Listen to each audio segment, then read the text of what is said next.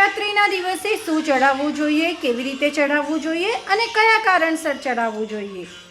શિવરાત્રિના દિવસે શિવલિંગ પર કે શિવાલયમાં શિવલિંગ પર આપણે સરસિયાનું તેલ ચડાવવામાં આવે છે શત્રુઓનો નાશ કરવા માટે. એના પછી આપણે મગ ચઢાવીએ છીએ મનોકામના પૂર્ણ કરવા માટે. એના પછી ચણાની દાળ ચઢાવીશું આપણા ભાગ્યમાં વૃદ્ધિ કરવા માટે.